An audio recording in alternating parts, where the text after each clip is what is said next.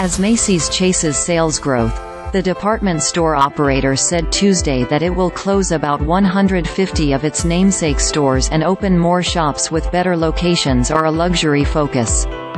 The changes reflect a focus on what's working at Macy's, higher-end department store Bloomingdale's and beauty chain Bluemercury, and what's not, its namesake stores, particularly the ones at struggling malls. In its holiday quarter results posted Tuesday, the retailer said its Macy's department stores performed worse than both Bloomingdale's and Bluemercury. As it reported earnings, Macy's shared its strategy for the future. The strategy shift comes weeks after former Bloomingdale's CEO Tony Spring started as Macy's CEO earlier this month. Macy's had already announced in January that it would close 5 namesake stores and lay off more than 2,300 people. In a CNBC interview on Tuesday, Spring said the company is shaking up its store footprint after taking a hard look at which stores are in the right spots, and which are not. "We have some stores that are just underproductive or not as profitable, and we have to address that," he said.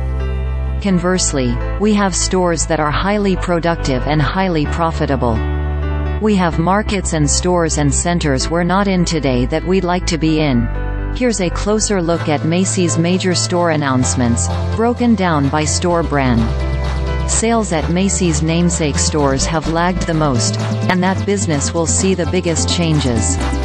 The company plans to close about 150 stores, including 50 that will close by early 2025.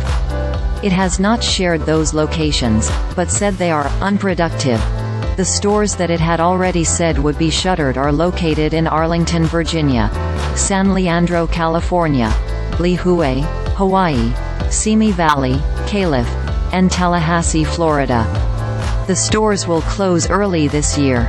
On the other hand, Macy's said it will boost investments in the roughly 350 namesake locations that will remain open. For example, Spring said in an interview with CNBC that the company is testing how it can improve customer service at 50 of its stores.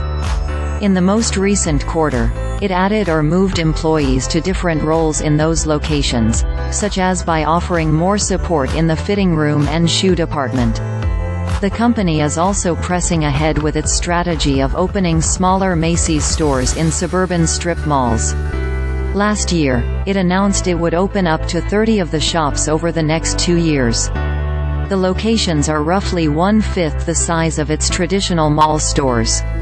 Spring told investors on an earnings call that there is a sharp difference between the Macy's stores the company is closing and the ones that will remain open. The 150 stores that will shut represent 25% of Macy's square footage, but less than 10% of its sales, he said.